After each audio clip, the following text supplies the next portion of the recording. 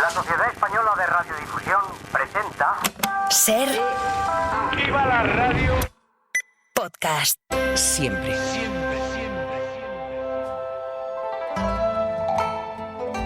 Ser Historia. Cadena Ser. Con Nacho Ares. Al mismo tiempo que en América, el viento estaba llevando consigo lo que se llamó el Viejo Sur, una nación insular al otro lado del globo se veía envuelta en el remolino de un conflicto que dividía al país en dos. Año 1868. En una tierra donde la paz y la tranquilidad habían reinado durante 260 años, los hombres con espíritu de samurái se alzaron en un desafío, negándose a entregar sus espadas. El emperador y el shogunado. El delicado equilibrio entre estos dos formidables poderes comenzaba a derrumbarse.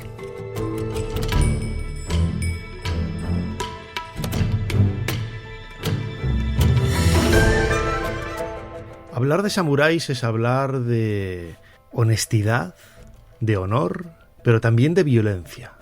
Es una cultura en la que se combinan muchos elementos que hoy nos pueden llamar la atención porque son diametralmente distintos a las reglas que seguimos en Occidente o en otros lugares del planeta, ¿no? Escuchábamos ahora un fragmento de un documental de televisión, de Canal Historia, titulado El último samurái, en donde nos sirve, ¿no?, un poco de pie para intentar conocer un poco la historia del protagonista que va a recorrer los primeros minutos de nuestro cronovisor junto con Jesús Callejo. Saigo Takamori, fallecido en 1877, es considerado por todos el último samurái, una estirpe de guerreros, de personas con una dedicación especial que, insisto, hoy quizás con los ojos de Occidente y ese presentismo del siglo XXI no llegamos a entender, pero que detrás de todo ese pensamiento hay una forma de humanidad mucho más sofisticada de lo que habíamos o pudiéramos haber imaginado. Saigo Takamori, el último samurái, y los samuráis van a ser los protagonistas del cronovisor, pero como siempre habrá muchos más temas con los que intentaremos hacer un poquito más de historia.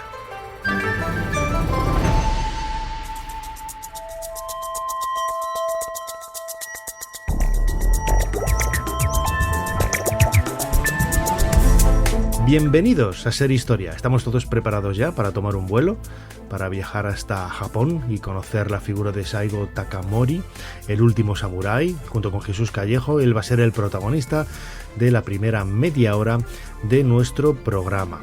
Luego hablaremos de Beatriz Galindo, la latina, es cierto. Hace unas semanas, hace un par de meses, dedicamos un cronovisor a esta mujer del siglo XVI, del siglo XV y del siglo XVI, pero la verdad es que la leyenda que ha suscitado la figura de la latina es lo que ha hecho oscurecer muchas de las cosas que dijimos ahí. Recibimos un aviso desde la Universidad de Salamanca y aquí vamos a corregir muchos de los errores que cometimos en ese cronovisor. Vamos a hablar también en esa historia de las palabras con nuestro palabrólogo particular del origen de la palabra giri. Visitaremos también el Renacimiento para descubrir la historia del tarot, un arte, un juego, un elemento profético, tiene muchas vertientes, tiene muchos perfiles y es realmente apasionante. Y acabaremos con una nueva entrega de la sección Los libros de Candela, para adelantarnos, ¿no?, todos los contenidos de los que podemos disponer, los mejores quizá para estas fiestas y la entrega de regalos del Día de Reyes en pocos días. Estos serán los temas, los bloques principales de nuestro programa de hoy, pero como siempre, a lo largo de la charla con nuestros invitados, seguro que surgen muchísimos temas más. Soy Nacho Ares y les doy de nuevo la bienvenida a Ser Historia. Comenzamos. Sigue a Ser Historia en las redes sociales. Nos tienes en Twitter, Facebook, YouTube, Instagram y TikTok. @serhistoria. Y también puedes suscribirte a nuestra newsletter mandándonos un correo a serhistoria@cadenaser.com. Jesús Callejo, una semana más, bienvenido de nuevo a Ser Historia. Konnichiwa. Nacho, encantado de estar aquí, además esta vez en el estudio, que hacía tiempo que no lo hacíamos aquí. Pues sí, además vienes de Japón, por eso tu dominio absoluto de la lengua nipona, para hablar de un tema, fíjate, todo lo relacionado con Oriente, tanto China, Japón, incluso parte de India, Irán, todo eso es Oriente, desde Israel para Japón todo eso es Oriente. A nosotros nos suena un poco extraño, es muy exótico, ¿no? Pero desconocemos la mayor parte de esos elementos, ¿no? Hay aspectos, pues los samuráis, como vamos a hablar ahora, ¿no? Que están un poco en la cultura popular, pero con muchos errores y muchos arquetipos y prototipos que nada tienen que ver con la realidad, ¿no? Bueno, sobre todo fomentados por las películas. Sabes que muchas veces nuestra cultura general viene a raíz de las películas, y sobre todo si son películas estadounidenses, sabemos que no suelen ser muy rigurosos con la realidad, con la verdad y con la historia. Y bueno, y en el caso del Último Samurái, ahora lo comentaremos, que hablaremos del verdadero Último Samurái, en fin, algo tiene que ver con la película, con Tom Cruise, pero no demasiado. Pero bueno, ¿por qué existe esa especie de desconocimiento? Porque prácticamente hasta el año 1868, cuando aquí estamos con la Revolución de la Gloriosa y echando a Isabel II, allí es cuando empiezan a tener un aperturismo a Occidente. Hasta ese momento era gente muy reservada, muy tradicionalista. Ya sabes que, en fin, el japonés tiene esa especie de temperamento, por una parte muy belicoso, cuidado, enfrentarte con un japonés, pero por otra parte como muy espiritual. De hecho, está lleno de templos sintoístas y budistas. Y eso también hizo que proliferaran castas feudales, ¿no? Evidentemente, pues estaban los daimos, los señores feudales, luego estaba el shogunato, y por otra parte estaban los samuráis, ¿no? Que era un poco como el ejército de élite. Y los samuráis se basaban en el bushido, en fin, y luego lo comentaremos. Todo ese tipo de tradiciones es lo que poco a poco se fue desterrando a partir de finales del siglo XIX, y eso a cierto sector japonés le interesó porque era un poco modernizarse, pero a otro gran sector de Japón no le interesaba para nada porque era como prostituir un poco sus tradiciones, sus raíces y sobre todo el legado que habían acumulado a lo largo de los siglos. Fíjate, cuando esto ocurre en el siglo XIX, los 3 últimos siglos prácticamente fueron inalterables, no se movió ni un ápice un poco todas sus costumbres, sus creencias, sus tradiciones. Y a partir de ahí, con todo lo que se llama el emperador Meiji, la restauración Meiji, ahí empiezan a cambiar muchas cosas. Y tanto cambia que hay más de uno que se subleva, hay más de uno que se hace el harakiri. El caso de Mishima, por ejemplo, que es un caso muy representativo, ¿no? El famoso escritor Yukio Mishima. Pero antes de que todo esto ocurra... Yo no lo conocía, es la primera vez que oigo hablar de él. Yukio Mishima es un escritor muy, muy famoso, además muy, muy leído. ¿Para qué te voy a engañar? No, bueno, pues ahí tienes un escritor que te lo recomiendo además. Venga, porque perfecto. Es una persona muy atormentada, además fue actor y bueno, también es un símbolo para muchísimos movimientos contraculturales. Bueno, pues cuando todo esto ocurre, hay un personaje que es Saiko Takamori, que es del que vamos a hablar ahora, que es el último samurái. Es una persona que procede de la vieja tradición, pero que se asume un poco los nuevos cambios que se están produciendo en esta revolución Meiji, pero ve que los cambios son demasiado rápidos, demasiado progresista, él se rebela contra eso y se produce pues la última sublevación, la rebelión Satsuma que se llama, y ahí es donde se inspira la película del último samurái para reflejar la vida de Takamori, que por cierto ni siquiera le llaman Takamori, bueno, menos mal, porque tampoco se ajusta a la realidad. Así que claro, estamos hablando de un samurái, de un político japonés que vivió en esa transición y que pagó con su vida y la de sus hombres pues que Japón se estuviera modernizando con la rapidez que se estaba haciendo. Bueno, Jesús Callejo, crononauta, como siempre tenemos la máquina del tiempo, nuestro teclado aquí dispuesto para comenzar este nuevo viaje. ¿Cuál es la fecha que nos propones esta semana? La fecha es el 24 de septiembre de 1877.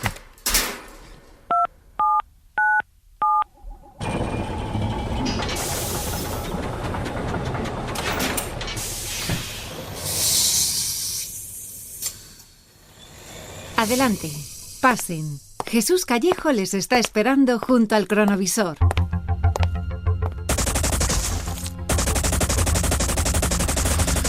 Pero Jesús, ¿a dónde me has traído? Que están cayendo como moscas. Yo nunca había visto gente morir así. Última vez, Jesús.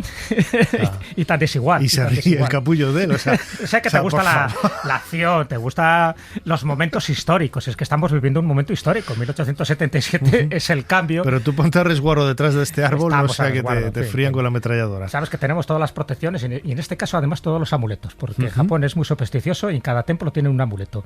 Estamos protegidos.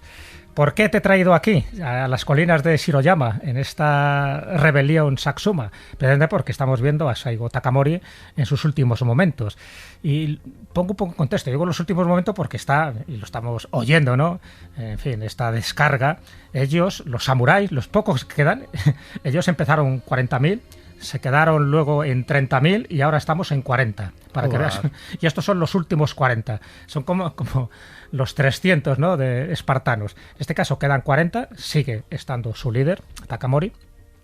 Y luego ahora comentaremos un poco por qué se llega a esta situación, ¿no? Porque él se convierte en un líder de esta revolución destinada prácticamente al fracaso y al suicidio colectivo, como así es. Bueno, pues en esta batalla de Shiroyama, en este día en concreto, ya unos días anteriores ya se han producido muchas bajas, ya te digo, es que están enfrentándose con el ejército imperial, ni más ni menos, ¿no? El ejército imperial de 300.000 hombres. Ya te digo que ellos parten de 40.000, se quedan en 3.000 en la última refriega y al final en esto solo 40. 40 donde ya su munición, porque es verdad que en un principio se enfrentan con armas de fuego, pero en este caso ya no tienen munición, ya no tienen armas de fuego. Se están enfrentando con sus katanas, con sus arcos, con sus flechas y algunos con sus lanzas. Sí, como si estuviéramos en la Edad Media prácticamente, ¿no? Exacto. Es una guerra totalmente desigual.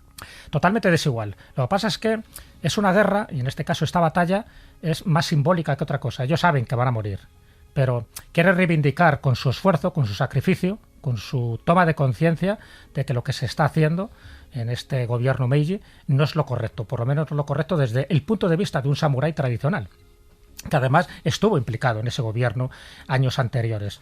Bueno, pues aquí lo que ocurre es que se está produciendo esa carga de la colina, mucha gente estará visualizando el último samurái, y efectivamente este es el último samurái, porque con sus katanas están efectivamente en una desigualdad de fuerzas tremendas. Él queda gravemente herido, Takamori, y aquí hay un momento incierto que ni siquiera con nuestro cronovisor podemos llegar a la verdad absoluta, porque bueno, hay toda una refriega, en fin, de polvo, del humo generado por esta batalla. Él se sabe que está herido, pero aquí se le pierde un poco la pista, y aquí hay dos versiones. Una versión que es la más plausible y la otra que es más fantástica. La plausible es que él queda herido, pero evidentemente no quiere ser hecho prisionero. Para él sería una humillación. Entonces pide a uno de sus compañeros. Él se hace el harakiri, sabes que se eviscera con un cuchillo, pero para que sea completo el harakiri, el seppuku, como también se llama, le tienes que decapitar. Él no se puede decapitar, entonces manda a un compañero que le decapite y que esconda el cuerpo y la cabeza para que no sea profanado. Esa sería la versión lógica y por tanto no se ha encontrado. La otra es que él logró escapar y se fue a ciertos lugares, en fin, se habla que pudo ir a China, que pudo ir a territorios limítrofes para prepararse para una nueva rebelión. Nunca más se supo de él, con lo cual se supone que murió en esto. Pero, ¿qué ocurre? ¿Y por qué hemos venido a este momento clave del 24 de septiembre? Porque justo en este momento es cuando se produce una remoción de conciencias. Se dieron cuenta que efectivamente este hombre estaba luchando por su país, no estaba luchando contra un gobierno, no estaba luchando contra otra facción política. Él había luchado en contra del shogunato. Él pensaba que el shogunato era pues es una etapa feudal que no venía ya a cuento, en fin, pues una parte jerárquica, también en España lo vivimos a lo largo de la Edad Media, y él no quería que eso fuera, pero tampoco quería que cuando esta modernización ocurre, y ocurre cuando llega el Comodoro Perry, Matthew Perry. El Comodoro Perry llega alrededor de 1853 y lo que hace es traer negociaciones, tratados comerciales para que Japón se abra. Bueno, poco a poco se van abriendo, pero hasta 1877, es decir, hasta 20 años después, es cuando no ocurre por fin la definitiva reforma, porque se han eliminado un poco la casta que por entonces tenía un cierto poder táctico, que eran los samuráis. Entonces, eliminaron todos los privilegios de los samuráis, no podían salir con armas blancas, y los samuráis, se puede decir que con Takamori dejan de existir como tal, me refiero como fuerza militar, como fuerza social y poderosa, y ya solo se convierten pues unos parias, se convierten pues en unas personas ya no muy valoradas. Es Takamori al final el que pone un punto de inflexión.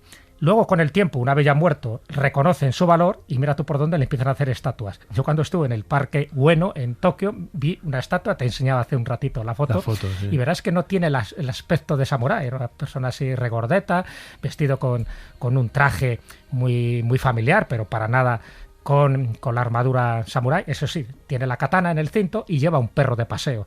Es que ese era Takamori, era una persona muy afable, era una persona muy popular, pero se vio obligado a encabezar esta rebelión porque se dio cuenta de que Japón ya no estaba siendo el mismo. Fíjate, has mencionado en varias ocasiones yo creo que el arma, ¿no? Por antonomasia, cada vez que se piensa en los samuráis, más allá de esa fuerza, de esa violencia, que luego hablaremos de ello, de la katana. Vamos a escuchar, si te parece, Jesús Callejo, un fragmento de un documental de Canal Historia, precisamente titulado El último samurái, en donde se nos habla de la katana. Aún hoy, la forja de las tradicionales espadas japonesas, las katanas, sigue siendo un oficio artístico en Japón. Su artesanía recibe atención por todo el mundo. La katana japonesa en realidad busca la belleza de la misma espada. Con las espadas occidentales da igual cómo sea la hoja mientras corte bien.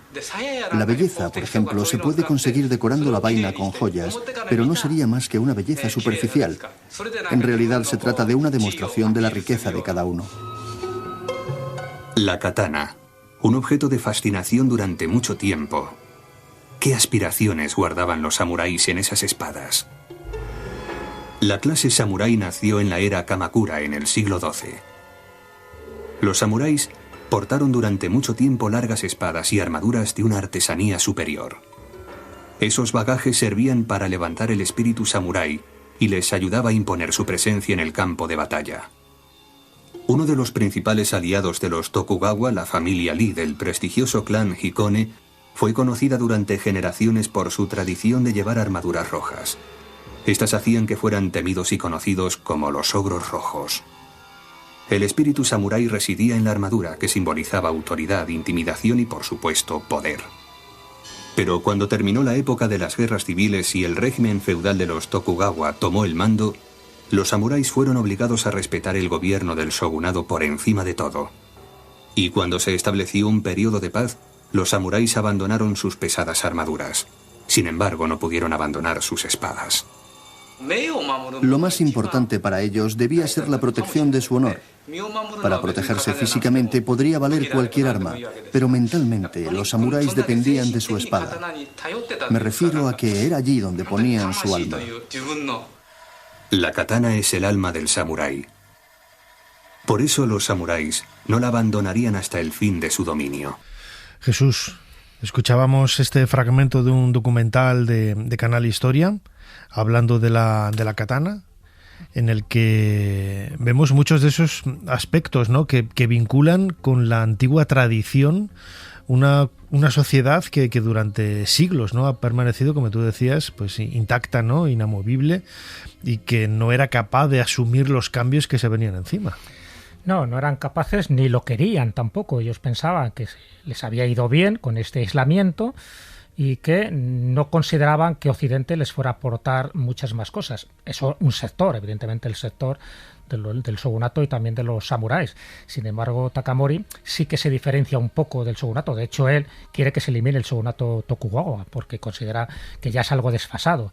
Y claro, y aquí se da un poco el elemento del bushido, que es muy importante tenerlo en cuenta, porque el código samurái, el código bushido, dicta que el guerrero debe matar mirando al adversario a los ojos. Sí. Claro, ya con armas de fuego eso no ocurre. Claro. Por lo tanto, cuando empiezan a imponerse las ametralladoras Gatling, que es un poco lo que hemos visto en este cronovisor y un poco lo que trae el Comodoro Perry, este tipo de matar a distancia también estás derribando el propio bushido.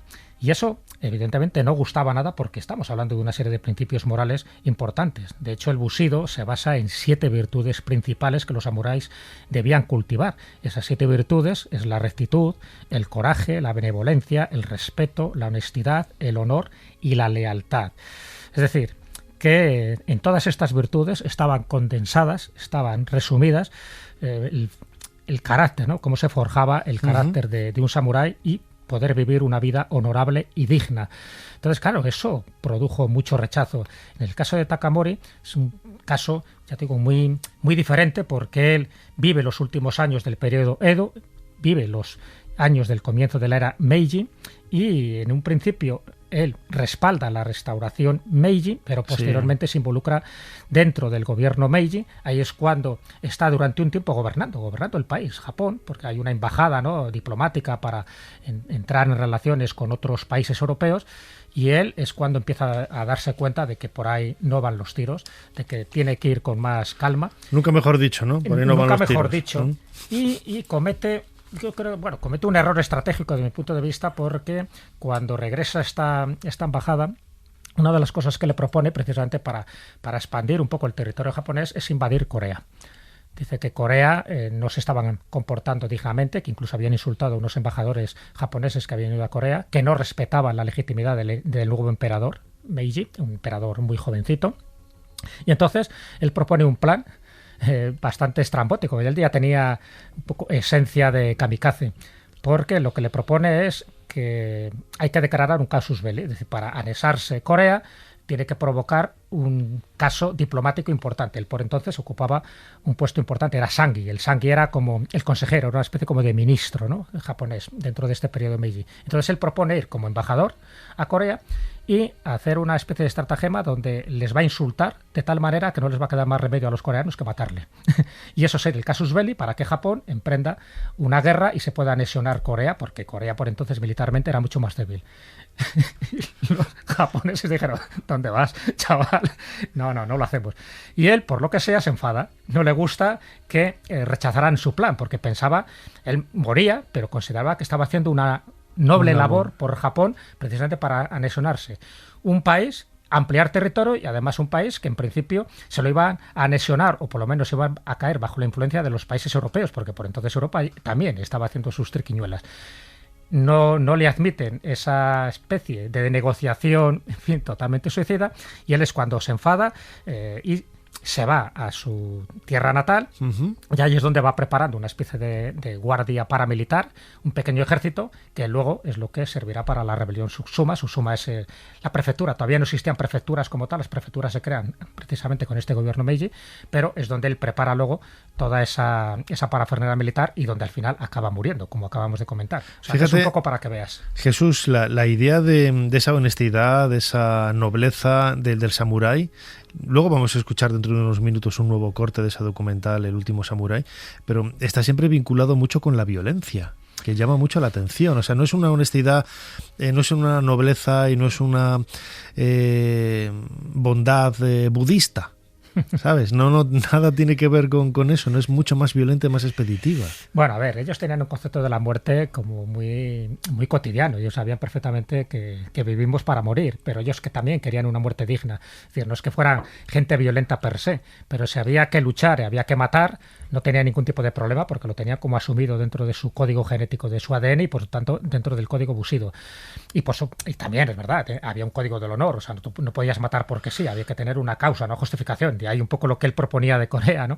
Entonces, y además siempre estabas bajo la protección de un daimo, de un jefe, ¿no?, que es al que tú le rendías tributo, honor y lealtad. ¿Qué ocurría cuando no tenías este jefe tribal? O que podía ser un shogun. El shogun ya era, bueno, casi mandaban más que los propios emperadores. Pues se convierten en un ronin. Un ronin era un samurái sin señor. Acuérdate de los 47 ronin, que también hay una película muy famosa donde intentan vengar a su señor, que lo obligan a hacerse el seppuku. Entonces, claro, es un código que ellos tienen como muy asentado, pero es verdad que forma parte también del honor. O sea, ellos solo matan si hay una justificación, si está en peligro la vida de su señor, la vida de su territorio, de su familia o la de él mismo. O sea, ellos no son bandoleros que van por ahí asaltando. Y si hay alguno que es así, pues se le echa directamente. El problema es dónde está ese límite, ¿no? ¿Dónde comprendes tú que estás en peligro, que tu entorno, tu familia y todo eso está en peligro como para justificar la violencia, ¿no? Que es lo que pasa ahora también. O sea, ahí saltando todas las... Yo siempre lo he dicho, ¿no? Está mal que diga esta palabra, ¿no? Pero hay mucha gente que justifica su hijoputez por medio de la religión. Ya. Cada uno es un canalla, un sinvergüenza. Ah, no, pero es que la religión dice que tal y cual. Y no voy a poner ejemplos porque todos estamos pensando lo mismo, ¿no? Pero no es el caso, pero muchas veces el ser humano, muchas veces con esas miserias, ¿no? Pues intenta... Sí, a ver, lo justifica. ¿Cuántas batallas han hecho, ¿no? En nombre de Dios? Claro. Empezando por las cruzadas. En el caso de los samuráis, en el caso de Takamori, es verdad que él tenía un concepto del honor muy claro y sobre todo porque tenía esas dos visiones, es decir, no estaba anclado en la tradición. De hecho, cuando él se convierte en un poco en el hombre fuerte, en un consejero principal, él es el que empieza a crear un ejército reclutado, bien pagado, y sobre todo que es el núcleo del futuro ejército imperial. O sea que él, fíjate, es curioso y esta es la paradoja, él crea un ejército imperial, de hecho es uno de los primeros jefes de la recién establecida Guardia Imperial y son precisamente los que al final acaban matándole. Era una política del clan que los niños de Aizu, antes de entrar en el Nishinkan, formaran grupos según los pueblos y aprendieran entre ellos la postura que debían tomar como samuráis. Entonces se establecía el Yuno Okite, o código de conducta. Aquellos que no actuaban según las reglas de Bushido estaban sujetos a castigo. El espíritu de no hacer lo que no se debe hacer es propio del clan Aizu. Este espíritu era ampliamente difundido entre los miembros del clan. ¡Ve por el medio! ¡Por el medio! El espíritu de este juramento ha llegado hasta el día de hoy. Cuando te equivocas se pide perdón. Uno debe disculparse con sinceridad cuando está equivocado. Creo que esta es una de las buenas características de los que siguen el Bushido. Además de la enseñanza de no hacer lo que no se debe hacer, que se introduce en los corazones de los niños, también les enseñamos una vieja lección, que uno debe seguir activamente las buenas acciones y rechazar completamente los malos comportamientos. Para el samurái, romper las reglas haciendo lo prohibido significaba cometer el suicidio ritual o seppuku, proteger el honor propio sacrificando la vida. Eso era lo que significaba ser un samurái. Se consideraba que los samuráis estaban en una posición muy alta. Comparada con la de los campesinos y habitantes de la ciudad, ocupaban la posición de la clase dirigente. Si ejecutaban una acción que se juzgaba impropia de la clase dirigente, tenían que asumir su responsabilidad mediante la muerte. Esa era la ideología de la época. Por consiguiente, la noción de que el honor estaba por encima de cualquier cosa era tan fuerte que, en comparación, la muerte era una cuestión relativamente menor. Como les enseñaban desde niños que los samuráis estaban destinados a morir, la muerte no era necesariamente temida. En cambio, era más temible pensar que una acción podía llevar a la deshonra del nombre familiar o a manchar su propio honor. Eso es quizás lo que significaba ser un samurái.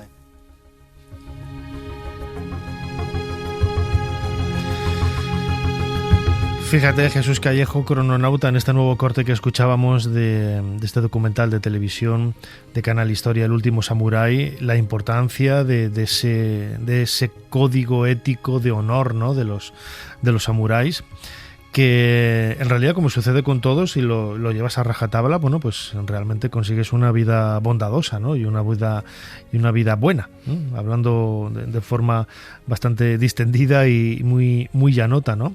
Y todo ello, lo decías al principio, rodeado de una superstición, en la cultura japonesa que eso llega hasta nuestros días, ¿no? Llega a nuestros días, doy fe de ello. Imagino que en tu viaje te habrás hecho con amuletos de todo tipo. De todo, ¿no?, tipo, me conoces bien. Se han traído, pero vamos. Cada templo había su amuleto, porque, a ver, hay como dos tipos de templo que a veces hay un sincretismo, ¿no? Por una parte es el sintoísmo, que es un poco la religión tradicional, es una religión, en fin, de hace milenios, además basada en los kamis. Los kamis son como divinidades que están en toda la naturaleza. En el fondo es una religión muy panteísta, porque la divinidad está en todos los lugares y se manifiesta y se representa a través de estos kamis que quedan reflejados en muchos de estos templos. Y por otra parte están los templos budistas. Por cierto, los templos kamis, en los templos sintoístas siempre hay una puerta, el tori, y esa puerta es un poco lo que diferencia la parte profana de la parte sagrada, ¿no? Con lo cual, si ves un tori, normalmente estás en un santuario sintoísta. Y luego están los templos budistas. Y los templos budistas, pues te puedes imaginar, es una religión que no tiene un dios como tal. O sea, Buda no es dios, fue su impulsor, el que estableció las normas, ¿no?, de un camino de evolución y de perfección. Pero están los bodhisattvas, y los bodhisattvas son un poco como pequeños santos que se han quedado aquí un poco para preservar el legado y para ayudar a todos aquellos que quieran salir del samsara, en fin, de la rueda de la vida. Entonces esto es muy llamativo porque los samuráis eso lo tenían muy claro, estaban un poco en esas dos percepciones religiosas espirituales muy supersticiosos, por eso antes de entrar en batalla, incluso poniéndose la coraza, había todo un ritual, o sea, hay un orden determinado, había que purificarse, no te ponías la coraza tal cual como podía hacer un guerrero de la corte de Castilla de Fernando II y vamos a ver qué pasa, no, había otro tipo de protocolo. Y de hecho, en el caso de nuestro protagonista, de Takamori, cuando él se retira, cuando él se cabrea un poco con el gobierno Meiji, él no intenta hacer una revolución para nada. Él se va a su lugar, ¿no? A Kagoshima, en su lugar natal, y lo que crea es una pequeña academia militar privada, precisamente para que no se pierda ese legado de los samuráis. Y de hecho él se dedica a la agricultura, en fin, a plantar allí sus nabos, sus tomates, se dedica a la caza, pero al final le convierten en el líder de la insurrección por eso, porque hay una serie de normas que se están estableciendo en el gobierno donde están eliminando todos los privilegios de los samuráis. Y no es que eliminen solo los privilegios, es que eliminan también la forma de su vestimenta, no pueden llevar armas blancas, no pueden llevar la katana, entonces todo eso se consideró como una especie de agresión. Y Takamori, que el hombre estaba ahí cultivando sus nabos tranquilamente, al final le convierten en pero con la katana. Pero con la katana, y por eso cuando se le representa, porque al final le perdonan, póstumamente pasan unos años y le perdonan un poco esa insurrección, y por eso hacen esas estatuas, y por eso en esa estatua aparece pues con un traje prácticamente de casa, ¿no? Como está ahí paseando a su perro, o sea, no se le representa como un samurái guerrero, feroz, con cara de cabreado, todo lo contrario, es un poco como las circunstancias sociales, políticas del momento le obligan a rebelarse contra lo que él defendió y contra un ejército que él creo también. Entonces, por eso es un símbolo mucho mayor de los que nos podemos imaginar, porque es un símbolo del último samurái, realmente este sería el último samurái, y cómo, con dolor de su alma, al final representa y simboliza un poco el triunfo definitivo de la modernidad sobre el Japón conservador más anclado en las tradiciones. Él representó esa bisagra y al final pues pagó con su vida y la de sus propios hombres. Pero desde ese momento se le hicieron homenajes, se le hicieron, ya te digo, estatuas, se le hizo un poco de todo, y Yukio Mishima, en el año 1970, el caso que te he comentado,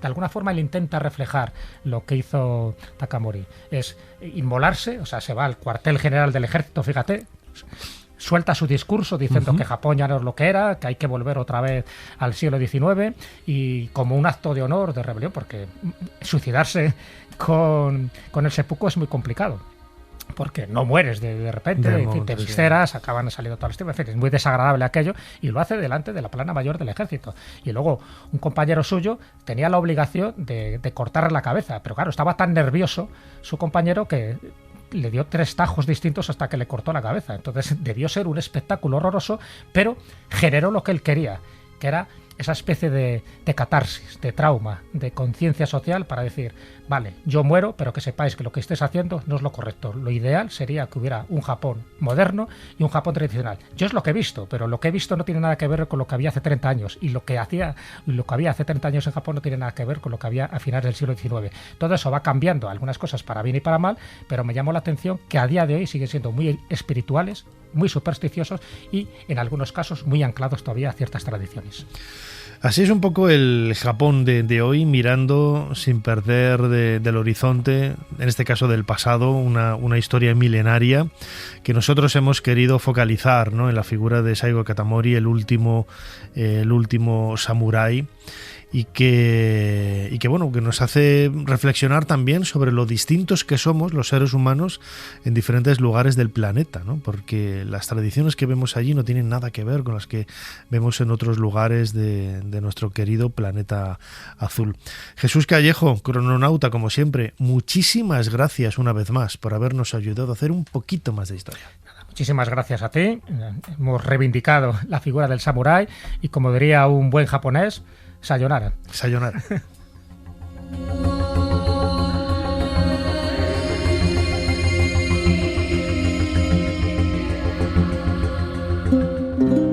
Leonardo, ¿te queda mucho para acabar? Señora, por favor, no se mueva tanto, que no acabamos nunca. Es que estoy cansada. Llevo aquí horas sin moverme, mano sobre mano. Madonna Lisa del Giocondo, solo una última sonrisa. No es más que un pequeño esfuerzo para luego pasar a la historia del arte. Ser Historia con Nacho Ares. Todo lo que quisiste saber de la historia, la madrugada del sábado al domingo, en la cadena SER. Del convento de San Esteban se llevó al dominico Fray Diego de Deza como preceptor del príncipe Juan, y de Salamanca eligió a una joven muy conocida en los ambientes universitarios. Beatriz Galindo tenía 17 años y sus conocimientos de latín sorprendían a casi todos. La muchacha, además, cultivaba otros géneros del saber con igual aprovechamiento.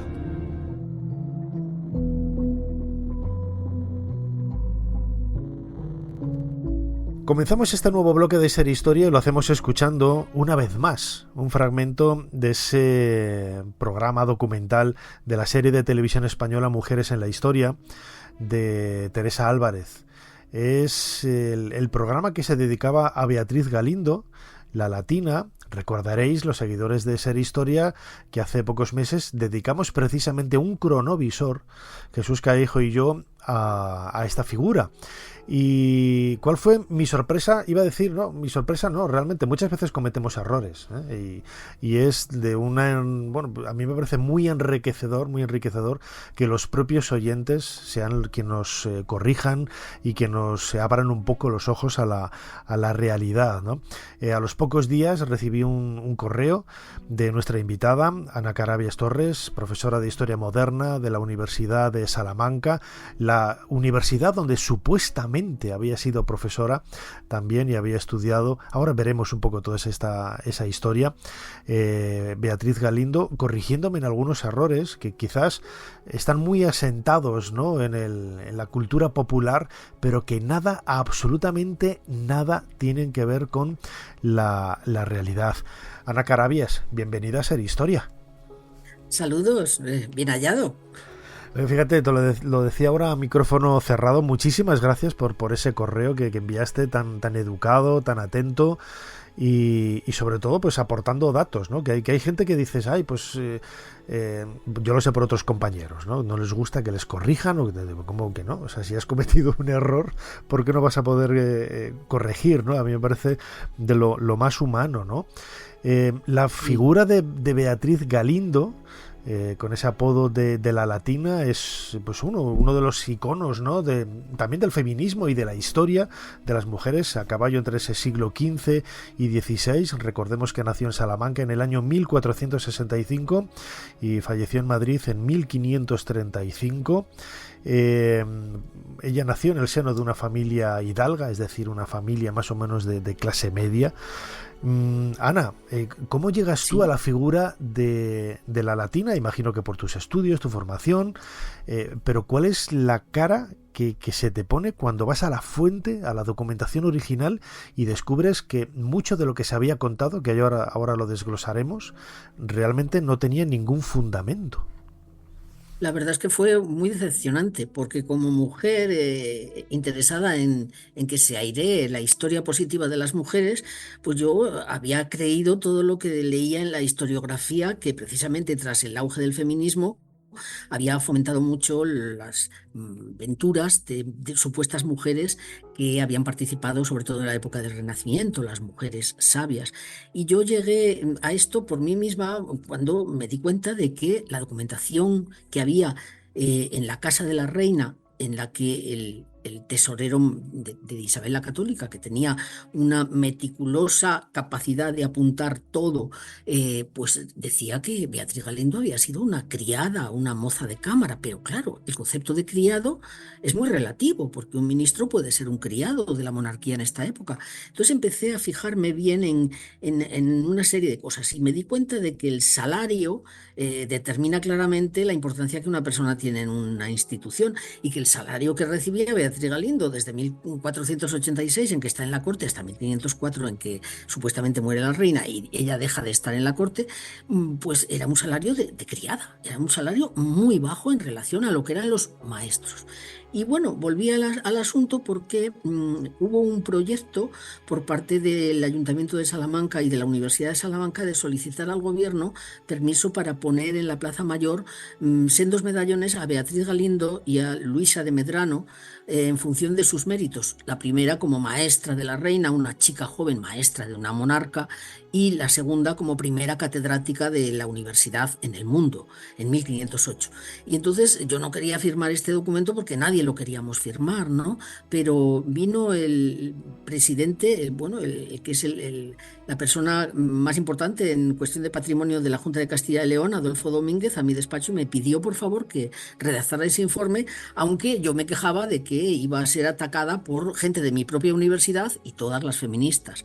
Al final lo publiqué y después de un tiempo me di cuenta de que había que volver a explicar más, con mayor precisión, cómo una chica que había sido una simple criada, al final había sido tan importante creando tal cantidad de instituciones de caridad, de una inversión económica absolutamente lejana a las posibilidades de una maestra. Así que fueron dos fases. La primera en la que trataba de demostrar, y nadie hasta ahora ha podido corregir lo que yo he dicho, no porque yo no quiera, ojalá haya alguien que pueda hacerlo. Es difícil porque la documentación es muy clara, que no había sido jamás maestra. Y la segunda, el por qué ha sido tan importante a pesar de que fue una humilde criada. Claro, quizás el error nace, ¿no?, a partir de un... esto es real, un documento, ¿no? Hay un libro de Gonzalo Fernández de Oviedo del siglo XVI. Sí, voy a leer textualmente. Dice: muy grande, gramática y honesta y virtuosa doncella hidalga, y la reina católica, informada de esto, deseando aprender la lengua latina, envió por ella y enseñó a la reina latín.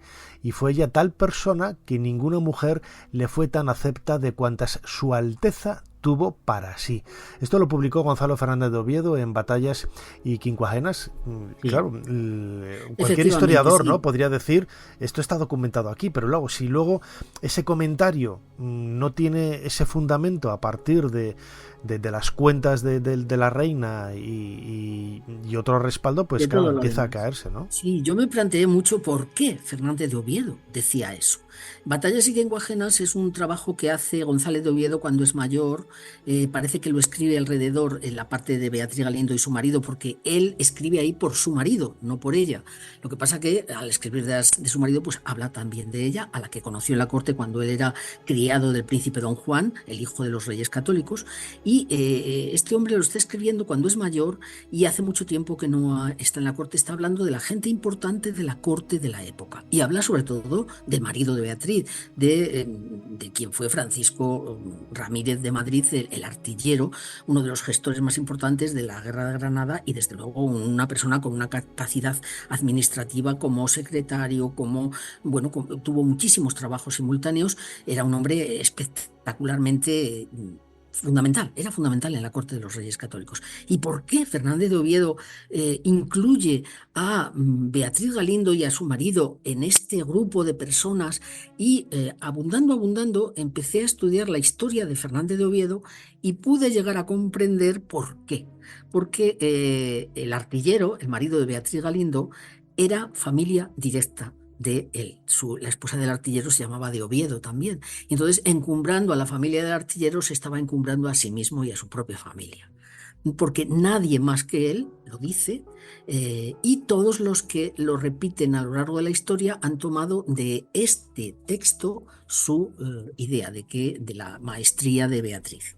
Pero claro, no hay otro documento donde diga nada de nada. Fernández de Oviedo es el único, lo dice tanto, ¿no?, en Batallas y Quincuagenas como en el libro de la Cámara Real, que son obras que él escribe hablando de la corte que él conoció cuando era criado, tenía 19 años cuando murió el príncipe, cuando era criado del príncipe Don Juan. Y lo cuenta así. Lo cierto es que a día de hoy, sabemos con absoluta precisión quiénes eran los maestros, porque figuran en las cuentas de la Casa Real, con pelos y señales cada año, con el salario que tenían y la misión concreta. Eran Fray Diego de Deza, el gran Deza, el que debe, como decía el hijo de Cristóbal Colón, a quien deben las Indias, ¿no? Diego de Deza, el maestro del príncipe Don Juan.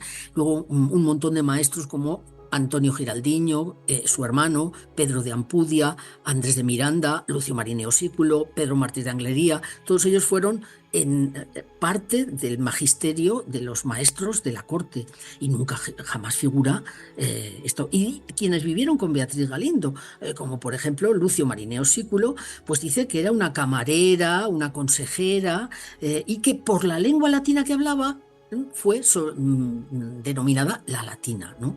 Y entonces Lucio Marineo, que vivió con ella mucho tiempo, nunca dice que fue maestra, mientras que él habla de otras mujeres, subrayando sobremanera las capacidades que tenían estas. Y si de ella no lo decía, qué raro, ella y otros.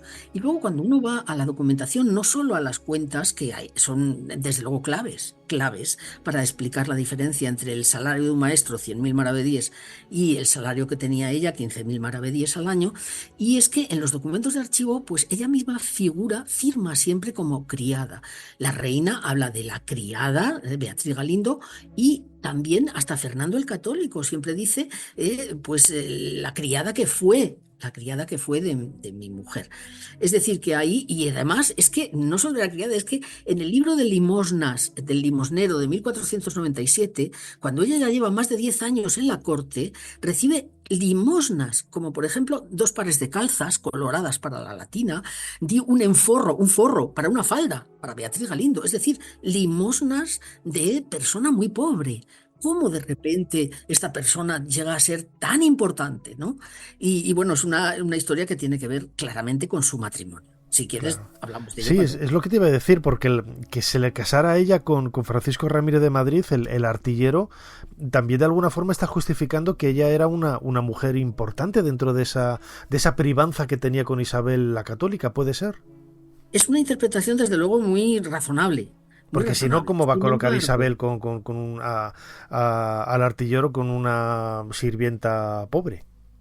Sí, estoy totalmente de acuerdo, y en una primera visión es lo que puede uno interpretar. Sin embargo, si tú ves, por ejemplo, lo que decía Marineo Sículo, que era cronista de la reina, por tanto no va a decir un cronista en una obra algo que sea mentira, ¿no? Y dice que la reina amaba en tal manera al rey, su marido, que andaba sobre aviso con celos, a ver si amaba a otra, y si sentía o miraba que a alguna dama de su casa con señal de amores, con mucha prudencia la reina buscaba medios y maneras para despedir a aquella tal persona de su casa con mucha honra y mucho provecho. Y esto lo dice Marineo Sículo, y es realmente lo que parece que ocurrió.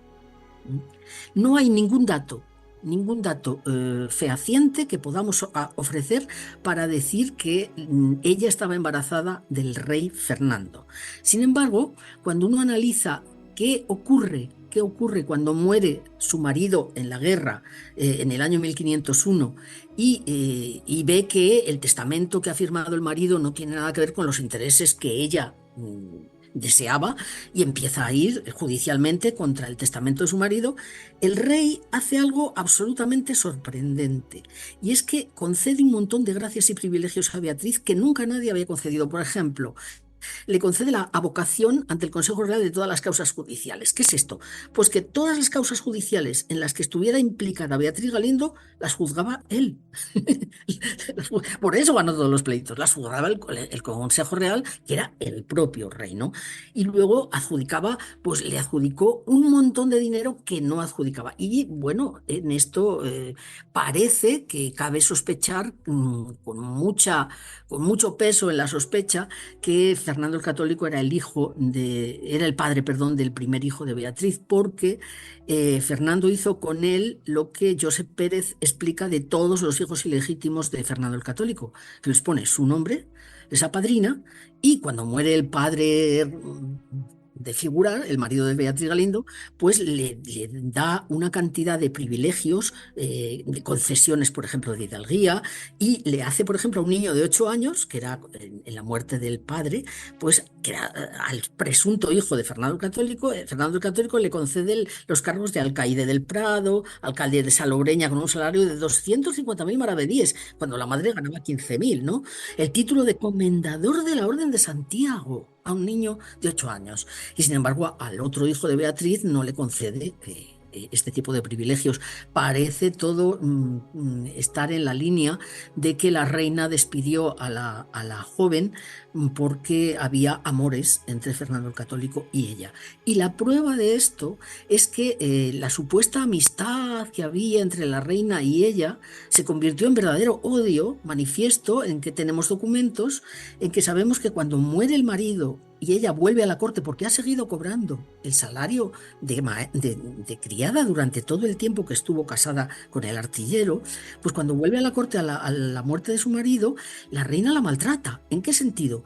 Beatriz consigue desde el punto de vista judicial el triunfo de todas las reclamaciones, y de golpe ella se encuentra con más de 6 millones de maravedíes de la herencia de su marido que pasan a ella, y hasta le presta al rey 1.200.000 maravedíes, ¿no? Eso es muchísimo dinero, es una barbaridad de rica. dinero. Sí, La reina la encarga como criada que vaya con unas mulas llevando trastos de Sevilla a Béjar, de Béjar a Medina del Campo, y le paga un salario de porquería, cuando Beatriz en ese momento tenía no solo criados, sino hasta esclavos, un montón de esclavos, con lo cual está claro que la reina estaba tratando de digamos, martirizar a la que le estaba, tenía problemas afectivos probablemente Isabel ante el regreso de Beatriz. Claro, hay una biografía, ¿no?, que se va construyendo con el tiempo. Claro, intuyo que de todo esto tampoco hay evidencias, pruebas de que Beatriz Galindo, la latina, hubiera estudiado en la Universidad de Salamanca. Eso es falso, pero falso además de toda falsedad. Incluso se dice que quedó el claustro asombrado con su sabiduría. Es absolutamente impensable e imposible para cualquiera que conozca lo que es la historia de las universidades de ese momento que una mujer pudiera hablar al claustro de la Universidad de Salamanca. En el claustro se trataban cuestiones administrativas y docentes, y por tanto nadie que no fuera un profesor del claustro podía, o una persona del propio claustro podía participar en ello. Jamás participó una mujer. No hay ningún dato en el que se vea que Beatriz ha sido ni alumna ni profesora. Es más, es que el concepto de mujer que había en el momento, que se manifiesta pues en las constituciones que, por ejemplo, Diego de Anaya Maldonado da para su colegio de San Bartolomé, que la mujer es la cabeza del pecado, que la mujer es aquello que le falta a un ser humano para llegar a ser hombre. Por eso, como decía Luis Vives en el libro que escribió para la educación de la que va a ser María Tudor de Inglaterra, pues en un libro para la educación de la princesa dice que la mujer es más imbécil por naturaleza y que ha de dedicarse a los pequeños negocios. En ese ambiente, ¿quién puede entender que una mujer vaya a poder ser o catedrática y desde luego alumna? No lo era. Los estatutos de la Universidad de Salamanca no hablan explícitamente de mujeres porque es que era inconcebible. Y dentro de este grupo de mujeres que se supone que han estado alrededor de las universidades, se demuestra claramente en una que se llama Álvara de Alba, que se dice que Álvara de Alba en 1546 estudió matemáticas en la universidad.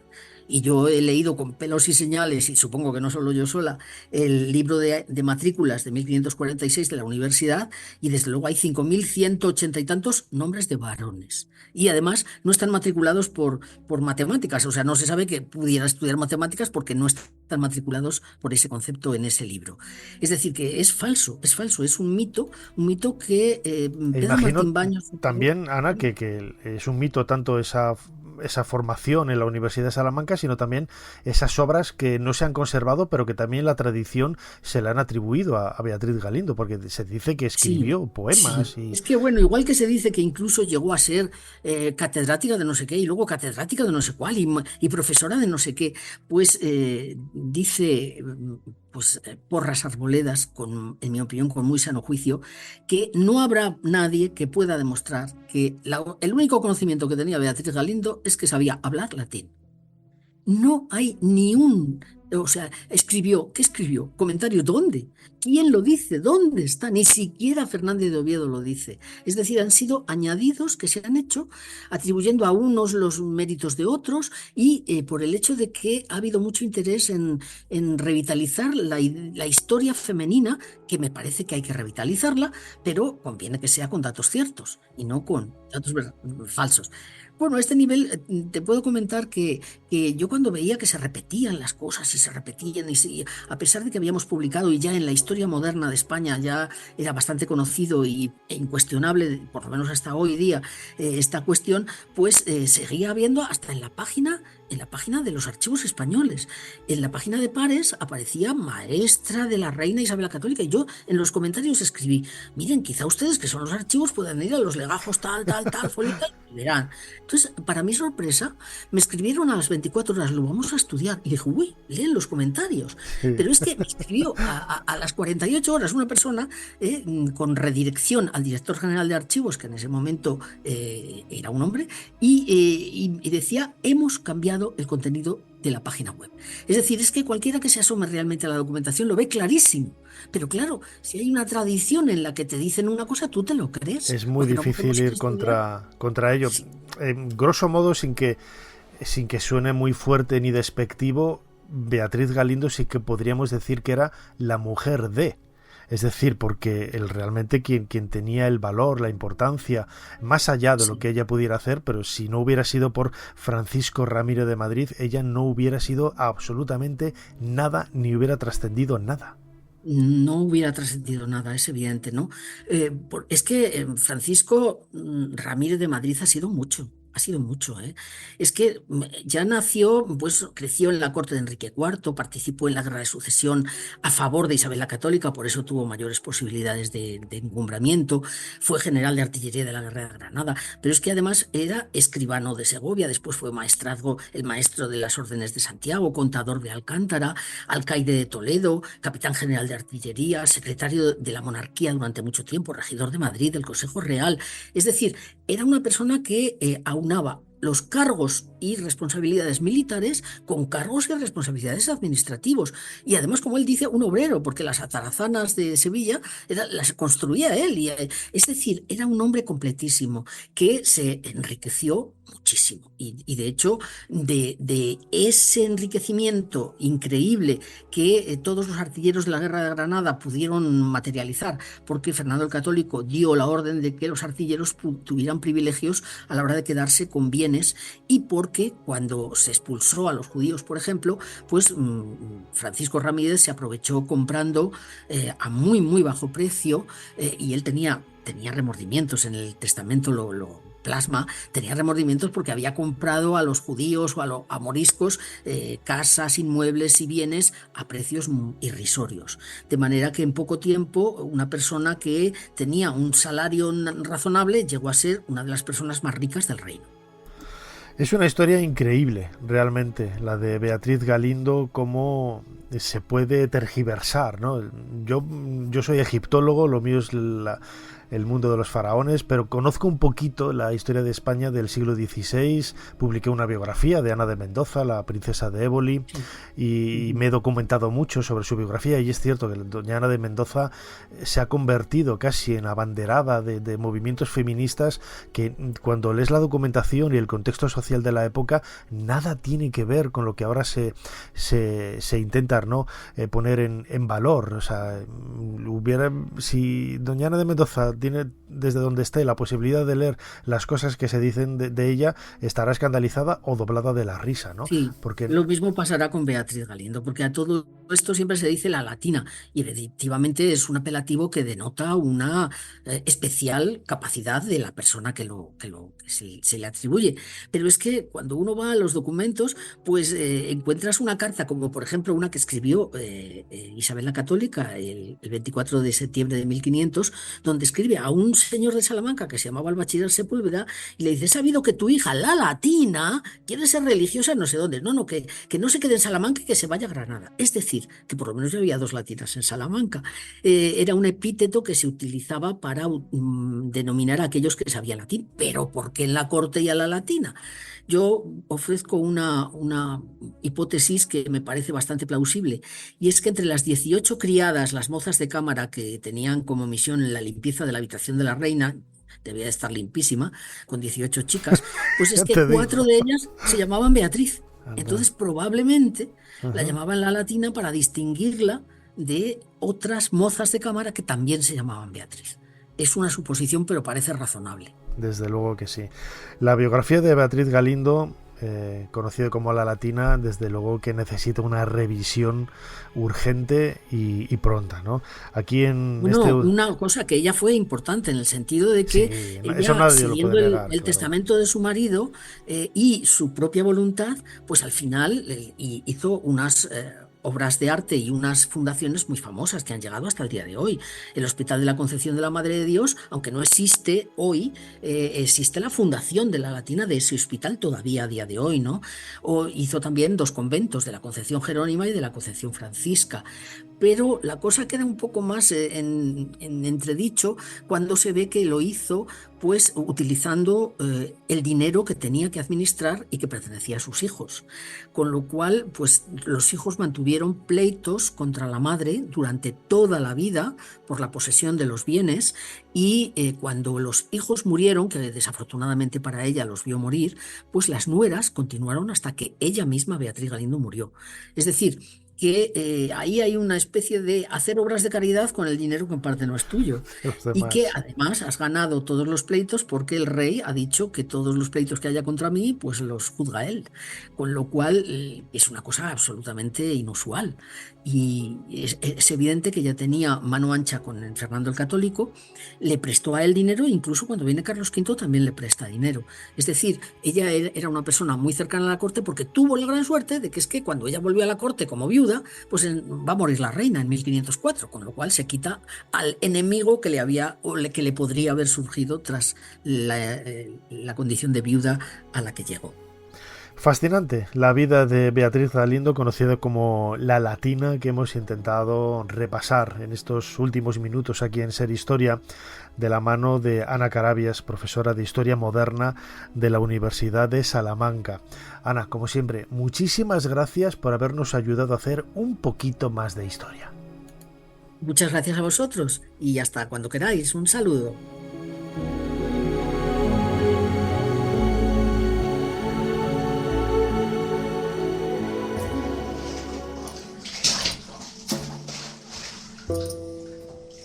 En todos los límites del imperio, mis súbditos siguen preguntándose cuál es la fuente de conocimiento de la reina de los egipcios. Bien sabéis que todo está en la biblioteca de Alejandría. Mentís, Cleopatra. Hay cosas que no están en la biblioteca. Julio, ¿por qué los romanos sois siempre tan obtusos? ¿Acaso no sabéis en Roma lo que es la historia? Ser Historia con Nacho Ares. Todo lo que quisiste saber de la historia, la madrugada del sábado al domingo en la cadena SER.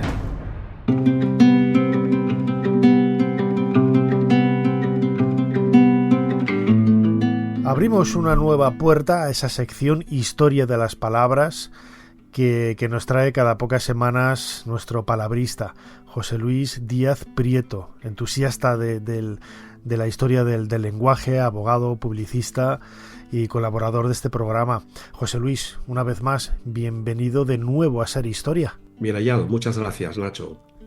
Hoy traes una palabra bastante llamativa, ¿no? Que es guiri, que es el referente que nosotros hacemos a los extranjeros, ¿no? En ocasiones también, sí, en concreto a los ingleses o a los estadounidenses, pero sí. que podríamos pensar que es una palabra de origen relativamente cercano, de hace pocas décadas, pero no. Hunde sus raíces pues ya más de un siglo, casi 2, ¿no? Sí, es una palabra con mucho pedigrí.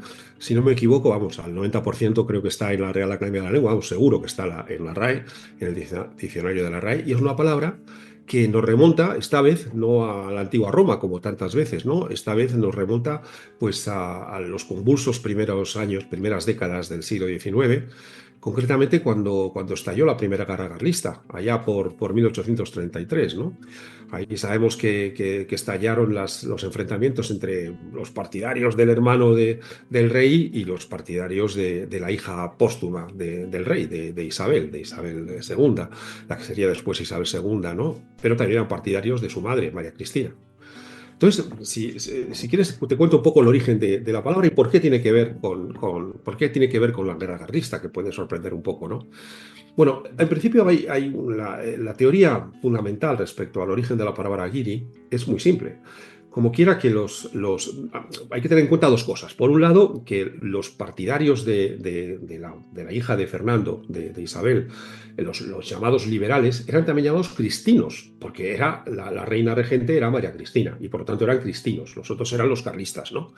Entonces, bueno, en cierto modo, lo de cristinos, sobre todo los vascos, vascos. Como sabes, la primera guerra carlista, quienes fundamentalmente se rebelaron fueron los navarros y los vascos, ¿no? El País Vasco y Navarra, fundamentalmente, ¿no? Entonces, claro, pues parece ser que en vasco no es fácil pronunciar Cristina para un vasco, y entonces funciona Cristino o Giristino, y de ahí podría venir Cristino. Y diremos, bueno, pero ¿por qué realmente eso tiene que ver con los extranjeros? Bueno, pues por una razón muy sencilla, porque los liberales consiguieron el apoyo militar de muchísimos países, bueno, de varios países, no muchísimos, pero varios países, franceses, ingleses, portugueses. Todos ellos apoyaron la causa liberal frente a los carlistas. Así que para los vascos y navarros, los cristinos eran sobre todo extranjeros que venían a ayudar a María Cristina. Y de esa manera, la palabra cristino, sinónimo de vasco, perdón, de extranjero, se convierte en guiri, y guiri se convierte en sinónimo de extranjero. Esta es una preciosa teoría que quizás no es del todo exacta, o quizás converge con otra que se la debemos, otra teoría también preciosa, que se la debemos a Galdós, nada menos. Galdós, como sabes, uno de los episodios nacionales de Galdós, preciosa novela, es Zumalacárregui, ¿no? El gran general carlista, ¿no? el héroe de Bilbao. Bueno, pues en Zumalacárregui leemos que la palabra guiri proviene del hecho de que la Guardia Real de los Liberales, que fue uno de los primeros cuerpos que entró en combate contra los carlistas, llevaba en su gorra las iniciales de la Guardia Real de Infantería. La Guardia Real de Infantería, ya sabéis que es la Guardia Pretoriana del Rey, un cuerpo prestigiosísimo desde la época de los Habsburgo, sobre todo, incluso antes. La Guardia Real Valona, por ejemplo, era famosísima. Entonces, la Guardia Real de Infantería, que acudió en primer término a defender los intereses de los cristinos, llevaba en su gorra las iniciales, como dice Galdós, como dice uno de los personajes de Galdós, GRI. Ese GRI, que estaba clarísimo en la gorra de los guardias reales, es el que da origen a guiri, pero a su vez también, como guiris eran los extranjeros sobre todo, pues ahí se mezcla todo. Así que tenemos dos bonitas teorías que nos llevan evidentemente a la historia. Una es la deficiencia en la pronunciación del nativo vasco de la palabra cristino, y la otra es las tres iniciales GRI de la Guardia Real. Y en ambos casos nos movemos en los tristes momentos de la primera guerra carlista, una de las tres grandes guerras carlistas que sacudieron a España durante el convulso siglo XIX, ¿no?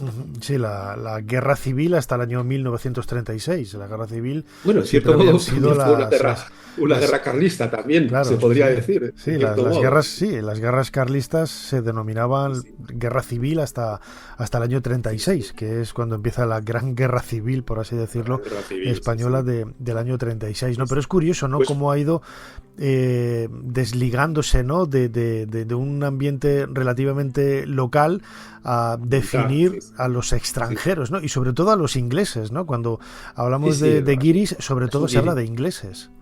Es un guiri, sí, pero es que realmente, mira, en la primera guerra carlista llegaron los británicos, por ejemplo, mandaron a la Legión Auxiliar Británica, que es importantísima, con el general Lacy. General Lacy que yo creo que hay muchas calles en España que todavía se llaman General Lacy, ¿no? Pues General Lacy vino con la Legión Auxiliar Británica y se convirtió en un guiri, en un cristino, evidentemente, ¿no? La Marina Real Británica también bloqueaba a los carlistas en el norte. Los portugueses mandaron al Barón de Antas y a una división también, y los franceses también mandaron una división auxiliar. No era la primera vez, ya recordamos que los 100.000 hijos de San Luis, durante al final del trienio liberal, pues también vinieron, o sea, venían a España como Pedro por su casa, los extranjeros, ¿no? Así que, bueno, pues eso. Y el concepto de guiri se convirtió evidentemente en sinónimo de extranjero, ¿eh? Y efectivamente los ingleses son los que más lo utilizan. A los ingleses es a los que más se califica de guiris, efectivamente. Sí.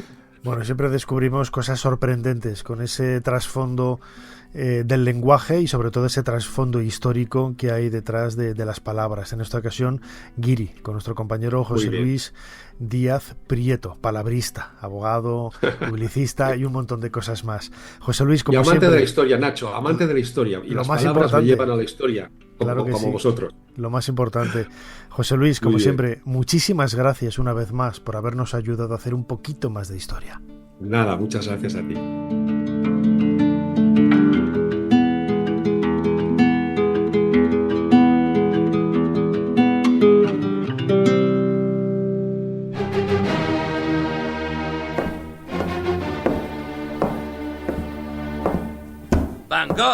¿Dónde has puesto mis pinceles? No habrás vuelto a llenarlos con tus chorretones de pintura. ¿Cómo te atreves? Tú, el gran Gauguin, que solamente sabe dibujar monas en bañador. Te dije que no los volvieras a utilizar. Voy a quemar el estudio con todos tus malditos pinceles. Por mí como si te cortes una oreja. ¡Me largo a la Polinesia! Ser Historia con Nacho Ares. Todo lo que quisiste saber de la historia, la madrugada del sábado al domingo en la cadena SER.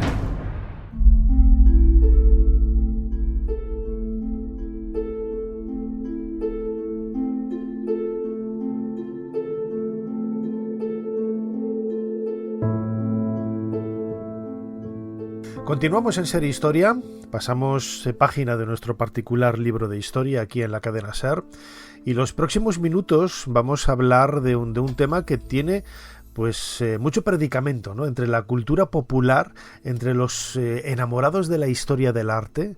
Esto puede resultar un poco extraño, ¿no? Porque hablar del tarot, automáticamente la gente piensa en supersticiones, en cosas que nada tienen que ver con el trasfondo. Vamos a ver que a lo mejor sí, que subyace por detrás de estas obras maestras de casi de la pintura, podríamos decir, desde el Renacimiento hasta nuestros días. Acaba de ver la luz un libro publicado por Editorial Kairos, Tarot, Significado e Historia, cuyo autor, Pedro Ortega Ventureira, que ya ha estado en varias ocasiones con nosotros, la última vez precisamente hablando de ese tarot de Manteña, ya nos atiende. Pedro, bienvenido de nuevo a Ser Historia. Bien hallado, Nacho, un placer de nuevo estar contigo y con todos tus oyentes. ¿Cómo acaba un ingeniero enamorándose del arte y dejando en parte esa parte más mecánica, más científica, para adentrarse en otra ciencia que, como he dicho yo, en las humanidades, en la historia, cuando sumas 2 y 2 te salen 5, ¿no? Porque ahí nos movemos en valores diferentes, ¿no? Pero ¿cómo llega un ingeniero a ser doctor en historia del arte? Pues fíjate, tendríamos que irnos a una afición de juventud. Y es que yo, Nacho, cuando estaba estudiando ingeniería, era gótico. Y me gustaba mucho. Un poco lo sigues siendo, ¿no? Porque sigues vestido de negro y tal, ¿no? Efectivamente, el gótico nace y no se... Bueno, también se hace. Pero bueno, sí que es verdad que en aquella época iba de negro, con los pelos cargados, un poco de maquillaje pálido. Y entonces allí descubrí, yo estudiaba ingeniería, pero allí descubrí a Lovecraft, a Edgar Allan Poe, bueno, toda la literatura. Y luego es que además las portadas de los discos góticos hacían referencia a cuadros prerrafaelistas, simbolistas, y yo me fui enamorando de aquello. El caso es que luego, cuando ya empecé a trabajar de ingeniero en el Ayuntamiento de Madrid, me di cuenta de que en el fondo, no es que me hubiera equivocado, porque bueno, pues tu trabajo es tu trabajo, pero me di cuenta de que sentía muchas ganas de aprender y bueno, y lo que hice fue matricularme en Historia del Arte en la Autónoma. Salía de trabajar a las 3 y a las 3:30, como un clavo en clase, pues a aprender. Y me gustó tanto la historia del arte que seguí hasta que me doctoré en el año 2015. Y cuando llegué a ese punto dije, aunque estoy en el ayuntamiento, pero me quiero ir al área de cultura a seguir trabajando, y es ahí donde me encuentro actualmente. Una historia y un periplo realmente apasionante, como lo ofrecen también todos los trabajos que has realizado, ¿no? En este nuevo libro, Tarot, Significado e Historia, queremos ahondar un poco, ¿no?, en algunos aspectos que ya tratamos hace un par de temporadas con tu otro trabajo, como decía, dedicado al tarot de Manteña, pero por recordar algunos elementos básicos.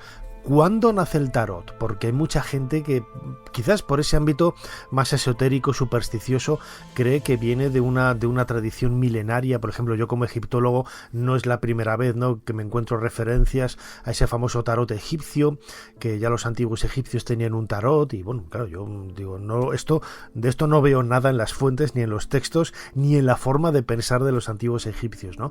¿Cuál es el momento en el que nace el tarot? Pues bueno, tú has dado la clave, Nacho. Ahora hablaremos de por qué hay mucha gente que piensa que el tarot es egipcio, pero el tarot en realidad proviene del norte de Italia, de las ciudades-estado de Milán y Ferrara, pues de ese siglo XV de esplendor renacentista, ¿no? Y es que hay un hecho fundamental que es el tema de Petrarca y sus triunfi, sus poemas dedicados a los triunfos que no dejó terminados a su muerte. Y el caso es que la familia Visconti va a atesorar la biblioteca de Petrarca. Y no es y ahí la pista de esa vinculación es que los primeros juegos del tarot se conocen como juegos de triunfos, como los triunfi de Petrarca, y es que además se dan en la corte de Milán.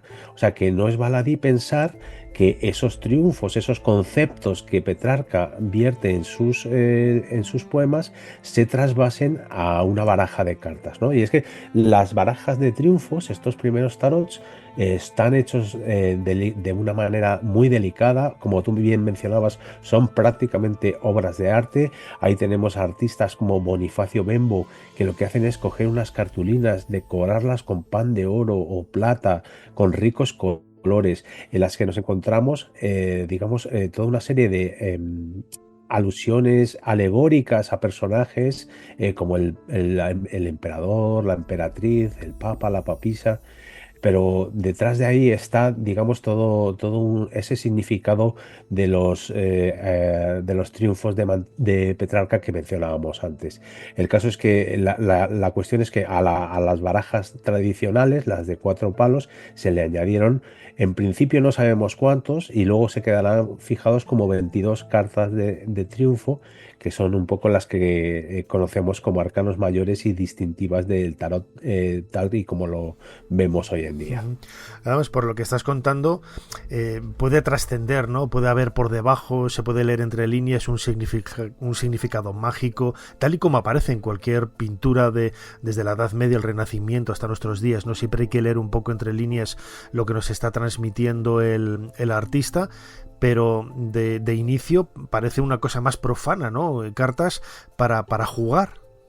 Sí, el caso es que no hay unanimidad en este aspecto porque tampoco hay los datos suficientes. Helen Farley, que es una investigadora anglosajona que ha tratado el tema, habla de la historia del tarot desde el juego de azar al esoterismo. Pero si pensamos, Nacho, fíjate, hablaba antes de Ferrara, que en Ferrara, aunque los primeros tarots que tenemos constancia son los Visconti en Milán, pero el primer registro que habla de cartas de triunfos es en Ferrara, en los años 20 del siglo XV. O sea que Ferrara también fue un núcleo donde hubo bastantes tarots. Y es que allí tenemos a los hermanos Leonelo, Hércole, que van a gobernar en esa ciudad-estado, y que van a estar muy vinculados con la astrología. Y es que, algunos de ellos vestían cada día del color del astro que predominaba, no movían un dedo, incluso dejaban plantado al mismísimo Papa si los augurios le decían que no.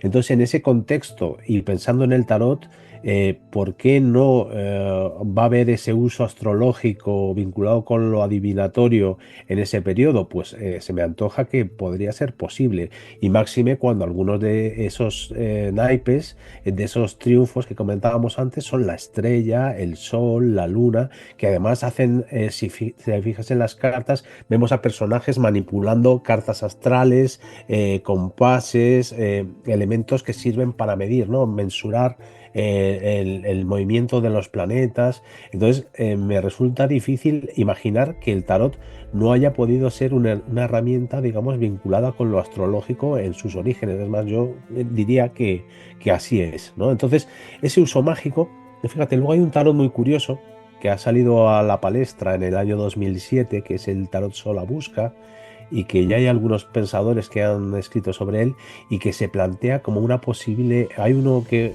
Peter Marcadas plantea que pueda ser tener un uso de magia ritual, y hay otra profesora de Italia, de la Pinacoteca de Brera, que plantea también la vinculación de este tarot con la alquimia.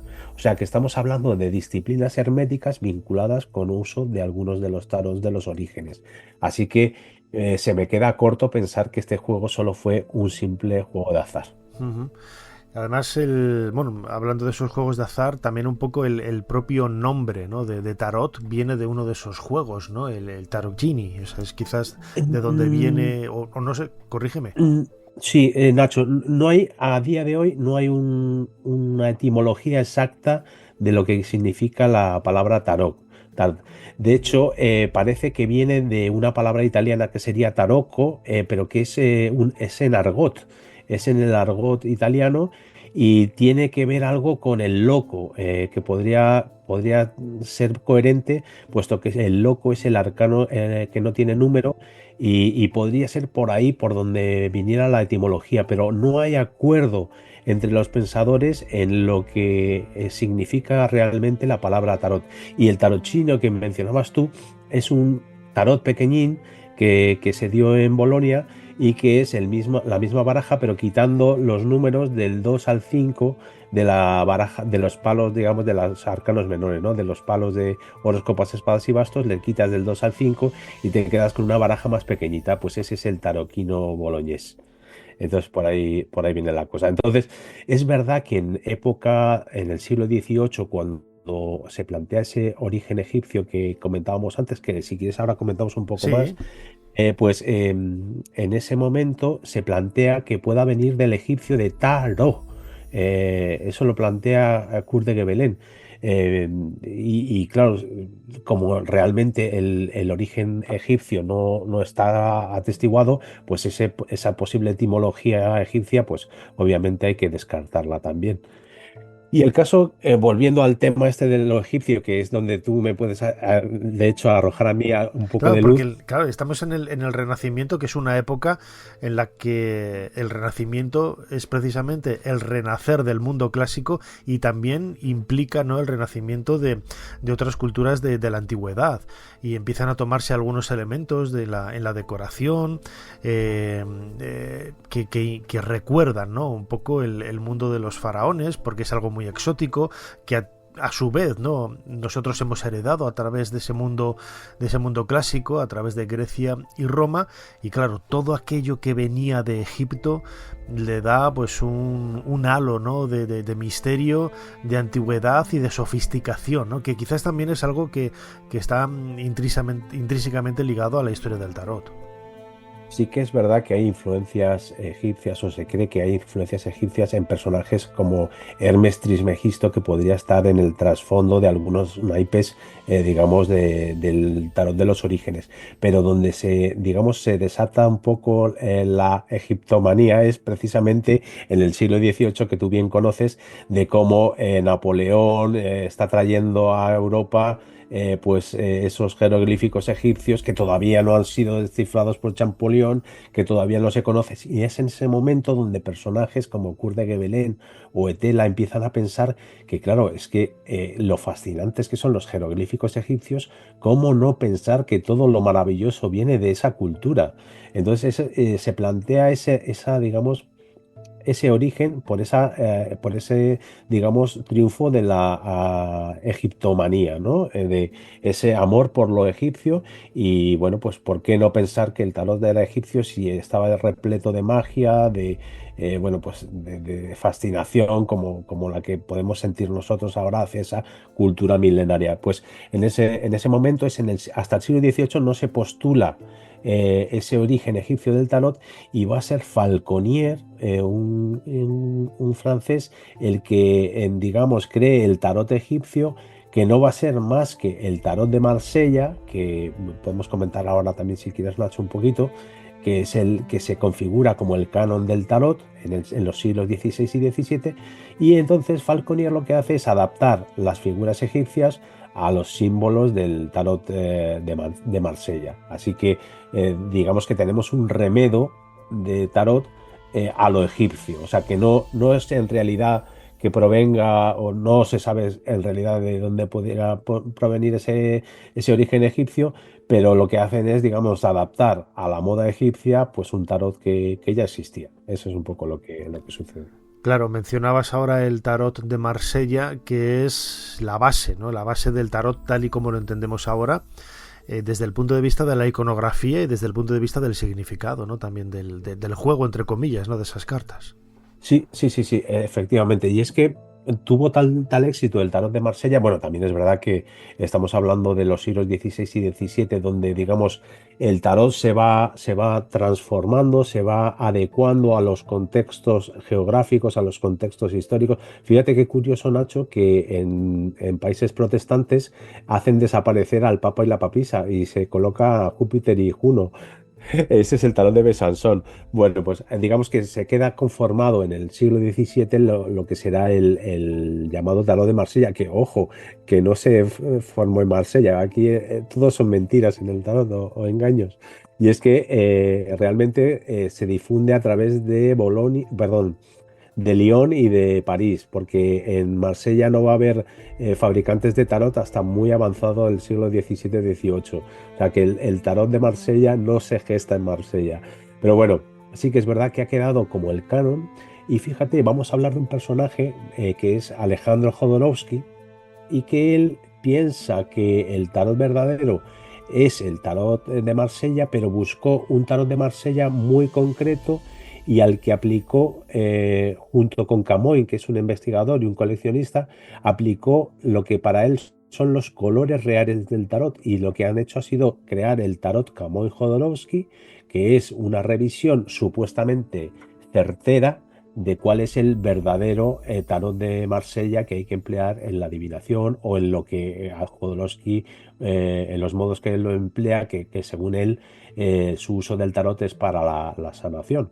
Así que ahí tenemos pues cómo un tarot, digamos, clásico se convierte en un tarot contemporáneo de la mano de este personaje que es Jodorowsky. De lo que no cabe ninguna duda es que precisamente con la eclosión de muchas sociedades secretas, de un pensamiento racional a partir del siglo XVIII, también es el momento de eclosión del tarot, con esas ideas base, ¿no?, a partir de las cuales se crea la tradición y la propia historia del tarot. Yo creo que es así, ¿no, Pedro? Hubo muchas sociedades secretas, empieza la astrología a tener un boom también, ¿no? Y quizás se toma el tarot como una herramienta, ¿no?, para proyectar ese pensamiento de conocimiento profético, ¿no?, a través de las cartas. Todo eso está ligado en esa sociedad y en esa cultura del siglo XVIII que empieza a marcar el antes y el después, ¿no? El antiguo régimen se empieza a dejar atrás y cambia pues la llegada de burguesía y de otros medios de política y de educación en la Europa de entonces. Sí, mira, por un lado, Nacho, vamos a comentar que en el siglo XVIII precisamente es cuando tenemos atestiguado los primeros usos adivinatorios del tarot, efectivamente en el contexto que tú comentas. Y en lo que me decías de las sociedades secretas, vamos a mencionar un ejemplo notorio que es el mundo de la Golden Dawn en Inglaterra. Y es que en el seno de la Golden Dawn se van a forjar varios tarots muy importantes. Uno, el tarot de Aleister Crowley, que es un tarot, digamos, ex novo. También es un tarot inspirado en el libro de Thoth, o sea que Crowley sí cree en el origen egipcio del tarot, y de hecho, digamos, toma de su mano a Frida Harris, una pintora, para que le diseñe sus cartas. Y el que sin duda es el tarot más importante del siglo XX, que es el tarot Rider White, está confeccionado por otro de los miembros de la Golden Dawn, que es Arthur Edward White, que precisamente va a coger a otra pintora, en este caso una pintora rafaelista, Pamela Colman Smith, y van a hacer el tarot más famoso, como decía antes, del siglo XX, que es el tarot Rider White, que se expandirá por todo el mundo anglosajón y que será, digamos, patrón para la mayoría de los usuarios del tarot en nuestra época, junto con el mencionado tarot de Marsella y sus revisiones. O sea que ahí tenemos la clave vinculada con la adivinación en el siglo XVIII y con estas sociedades secretas en el siglo XIX y XX, en lo que tú me decías, ¿no? La configuración de lo que va a dar lugar después al tarot contemporáneo. Ya para ir acabando, Pedro Ortega, autor de este libro Tarot, Significado e Historia, publicado por Kairos, lo comentábamos al principio, ¿no? El diseño de las cartas, los dibujos, se han convertido en verdaderas obras de arte, en las que han participado a lo largo de los 5 siglos prácticamente que tiene de historia, un poquito más, pues muchísimos artistas reconocidos, ¿no? Y hay algunas que son unas verdaderas joyas y obras maestras de la historia de la pintura. Pues sí, de hecho, pues si quieres vamos a cerrar con el tarot de Mantegna que hablábamos, que es el que dio pie, y es verdad que, bueno, no ha dado tiempo a comentarlo, pero así brevemente, decir que el arte que llega el arte y los conocimientos que llegan de la Edad Media al Renacimiento se plasman en las creaciones del tarot. En los 3 septenarios, o en el caso del de Mantegna en sus 50 cartas, lo que hay es un trasfondo del microcosmos, del macrocosmos y de las fuerzas que operan entre uno y otro para, digamos, poder manipular desde el mundo de los vivos aquello que está más allá. Y además realizado de una forma magistral por artistas de la talla, bueno, en este caso de Mantegna no, porque él no diseñó este tarot de Mantegna, pero sí por ejemplo, de Alberto Durero, que fue uno de los responsables en la migración del tarot, digamos, a Centro Europa a partir del mundo renacentista italiano. O sea que ahí tenemos a ese Alberto Durero replicando las cartas del tarot de Mantegna, o al mencionado anteriormente Bonifacio Bembo, uno de los grandes artistas a caballo entre el gótico y el renacimiento. Y bueno, pues hemos mencionado también ya en la época contemporánea a Pamela Colman Smith, pero podemos mencionar a Leonora Carrington, por ejemplo, la gran pintora surrealista, que es otra de las grandes personalidades que ha dedicado parte de su arte al tarot, ¿no? Bueno, no olvidemos también otro grande de la pintura, que es Salvador Dalí. Salvador Dalí también tiene un tarot de su cuño, y que, bueno, pues tiene también muchas historias singulares que contamos. No voy a desvelar ya más, Nacho, porque si los oyentes quieren conocer estas anécdotas y estas historias, pues les invitamos a que, si el tema les parece interesante, que lean este tarot Significado de Historia. Desde luego que sí, una historia alucinante y apasionante, el Tarot, Significado e Historia, publicado por Kairos, que hemos presentado y desglosado aquí en los últimos minutos, en esta charla que hemos tenido con su autor, Pedro Ortega Ventureira. Pedro, como siempre, muchísimas gracias una vez más por habernos ayudado a hacer un poquito más de historia. Ha sido un placer, Nacho, muchas gracias.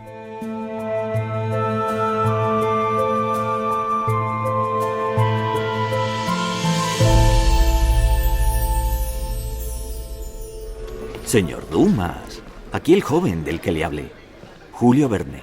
Le presento a Alejandro Dumas. Alejandro Dumas, hijo. Un placer conocerle, señor Verne. Igualmente, caballero. ¿Sabe dónde podemos encontrar a su padre? Le hemos traído un manuscrito. No creo que tarde mucho. Ser Historia con Nacho Ares. Todo lo que quisiste saber de la historia, la madrugada del sábado al domingo en la cadena SER.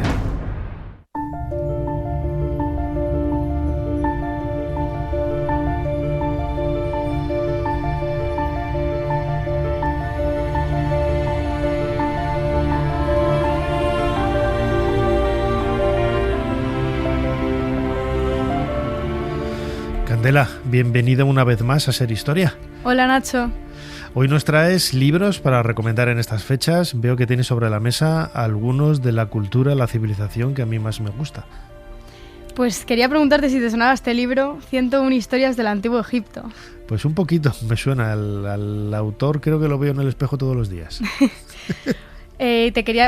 Traigo para recomendar 2 libros, 101 historias del Antiguo Egipto, de Nacho Ares, y Reinas de Leyenda, pero antes de empezar quería que escucharas una cosa. Hola, estamos aquí en la SER, soy Candela Senjo, estamos aquí con Nacho Ares, que es un escritor de libros sobre Egipto porque estaba allí muchas veces, y eres el director del programa Ser Historia. Hola, Nacho. ¿Qué tal, Candela? ¿Cómo estás? Muy bien. Te voy a hacer algunas preguntas. Que no sean muy difíciles, ¿eh? ¿Sabes cómo se rompió la nariz a la Esfinge de Gizeh? Pues mira, sobre eso hay varias teorías, ¿eh? La más conocida de todas, la más popular, es que fue Obélix. Escribe pronto el libro de Egipto para niños, por favor. No es la primera vez que me lo dices, así que tengo buena nota de ello y prometo hacerlo también, más pronto que tarde, ¿vale? Muchas gracias, Nacho Ares. Gracias a ti, Candela. Y ahora comienza Ser Historia. Qué bueno, he tardado en cumplir la promesa, ¿eh? Un poquito, pero bueno, al final llegó. ¿Eso de hace cuánto es? Hace un montón. La primera vez que te lo pregunté fue en la presentación de La hija del sol, en 2017. Te lo pedí la primera vez que yo era una enana, y levanté ahí la mano que mi madre decía, por Dios, por Dios. ¿Y cuándo vas a escribir un libro de Egipto para niños? Y bueno, y eso fue para una cosa mía del colegio. Cuando yo estaba en primaria, pues eso, también tendría 10 años igual. Qué fuerte, cómo pasa el tiempo, cómo crecemos, cómo evolucionamos. Pero mira, aquí está el libro, 101 historias del Antiguo Egipto para niños y niñas, publicado por Montena. Que quien escribe realmente el libro, aunque yo soy el que firma, está todo dictado por Bastet. Bastet, la gata de Carmen, de mi novia, que es una gata adoptada en Murcia, junto con Tot, el gato piramidal. Los dos son famosos del canal de YouTube, también dentro de la pirámide. Siempre salen por ahí a veces. La gata sin cola, y es que tiene un pompón. Sí, tiene un pompito, sí, un pomponcito aquí, está en la portada, muy simpática. ¿Has tenido tiempo de echarle un vistazo al libro? Hombre, ya lo tengo ya leído y releído, ¿no? Sí, además lo quería decir, que es el libro que a mí me hubiese encantado leer de pequeña. Te lo dije muchas veces, te lo pedí y me lo he leído ahora, pero que es que me ha encantado leerlo ahora y me encantaría leerlo, vamos, dentro de 10 años y de los que fuesen. O sea, es un libro que puede leer cualquier persona, que cuenta un montón de curiosidades. Hablas de la magia de Egipto. Hablas de que la magia surge allí, de que el propio truco de los trileros, el de la bolita y los vasos, que hay papiros con representaciones de cómo lo hacían, bueno, que la invención del cómic surge de los papiros, y hasta la huelga. Sí. Ahí son un montón de temas que pueden llenar, pueden gustar a mayores y a pequeños, ¿no? Está escrito para críos y crías pequeños, los enanos de las casas, pero egiptolocos, ¿no? Como digo yo, los pequeños egiptolocos de las casas, pero entretiene a todo el mundo, ¿no? Y hay muchos padres que me lo han dicho, que les ha gustado también mucho a ellos, ¿eh? Sí, bueno, a ver, todos los libros que traigo aquí al final, y lo digo siempre, son para niños, pero al final cualquier persona que los lea, adultos, es que quien sea, son libros súper educativos, que cuentan un montón de curiosidades, que lo cuentan bien contadas, que por eso los traigo yo aquí, que se hacen amenos y que al final es que se te queda todo. Y bueno, había estado ojeando, he leído el libro, y está separado, ¿no? Por apartados, geografía, religión, arqueología.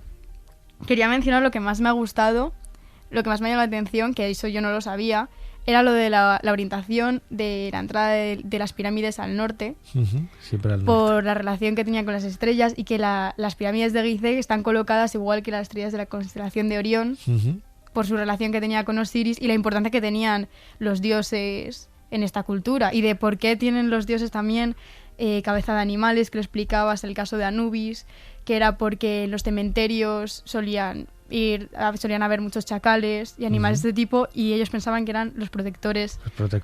Y luego los babuinos muertos también, ¿no? Saludando para secarse el rocío del pelaje, levantando las manos al sol por la mañana con los primeros rayos, secándose el pelaje, y de ahí identificaron esa adoración, ¿no? de los monos al disco solar. Son un montón de historias, de anécdotas, de curiosidades, pues que te ayudan a conocer un poco más la cultura faraónica, la cultura egipcia, que tú conoces también.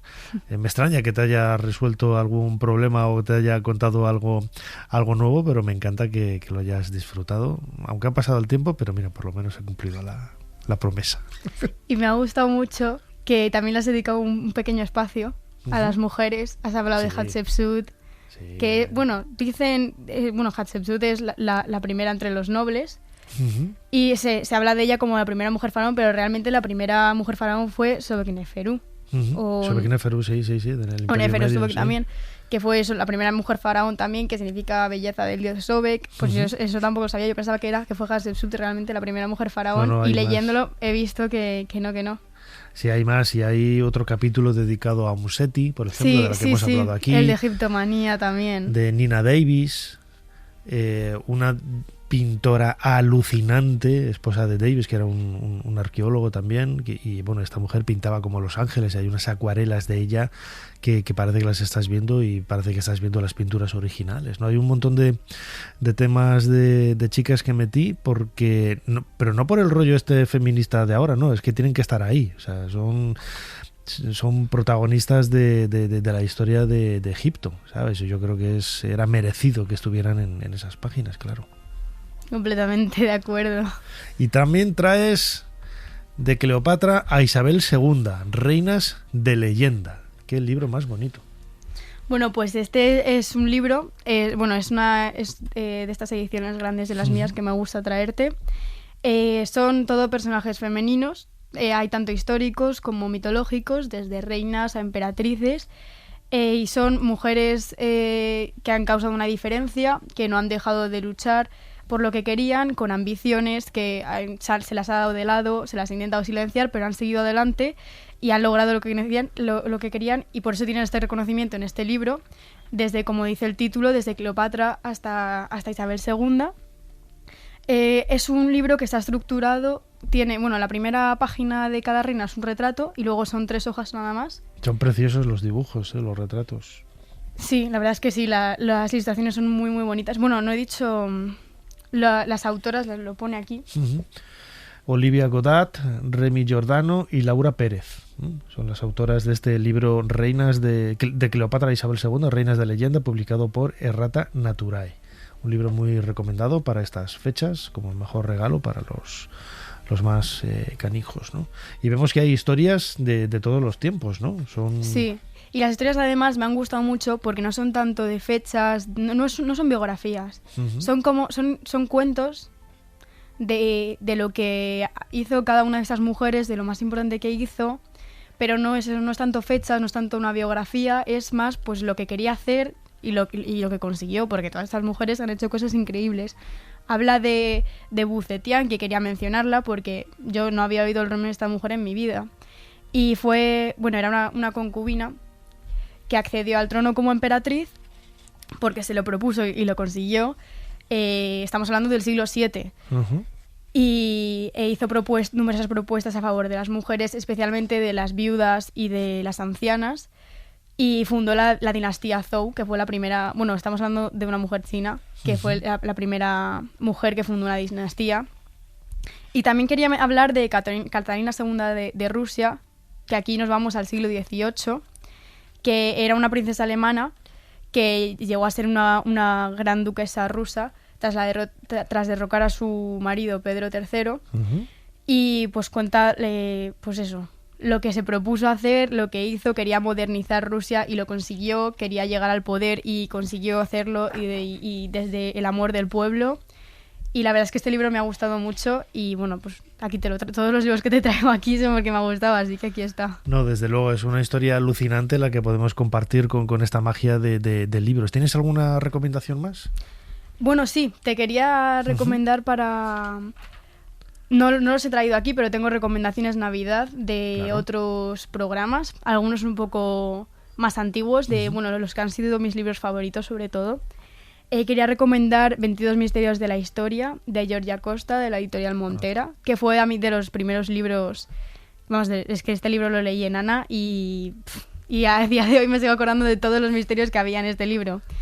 La colección de ficción y de la escritora Ana Campoy, de la editorial EDB, Alfred y Ágata, que son novelas de qué ocurriría si son libros para niños que plantean qué hubiese ocurrido si Alfred y Ágata se hubiesen conocido de pequeños. Entonces resuelven asesinatos, misterios, y está muy bien para los más pequeños y también para los mayores, siempre lo digo, pero para los más jóvenes lo recomiendo un montón. Y luego los numerosos atlas de descubrimientos, historia, mitología que he recomendado, y también la colección Genios de la Ciencia de Vegeta Ediciones y Mis Pequeños Héroes. Pues un elenco yo creo que maravilloso para estas fechas, ¿no? Regalar libros a los más pequeños siempre es lo mejor, ¿no? Porque te abre otra visión del mundo, ¿no? 101 historias del Antiguo Egipto para niños y niñas, publicado por Montena, de un servidor, Nacho Ares. La verdad es que me da mucha vergüenza esto, pero bueno. De Cleopatra a Isabel II, Reinas de Leyendas, publicado por Errata Naturae, de Olivia Godat, Remy Giordano, Laura Pérez y muchas cositas más. Candela, como siempre, muchísimas gracias una vez más por habernos ayudado a hacer un poquito más de historia. Muchas gracias a ti, Nacho.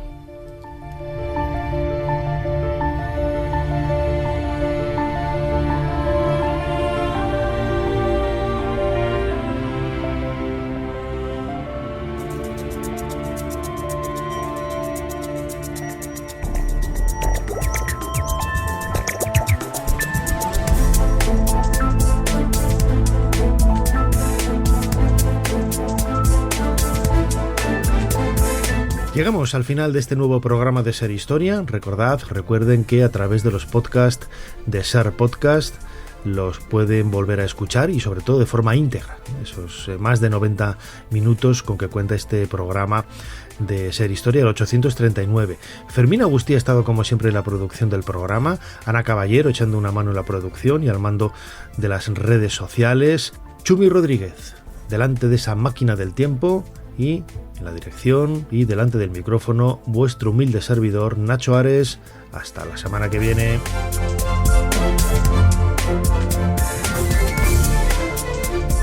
Suscríbete a Ser Historia. Todos los episodios y contenidos adicionales en la app de Cadena Ser y en nuestros canales de Apple Podcast, Spotify, iVoox, Google Podcast y YouTube. Escúchanos en directo en la Ser los domingos a la 1:30 de la madrugada. Cadena Ser. La radio.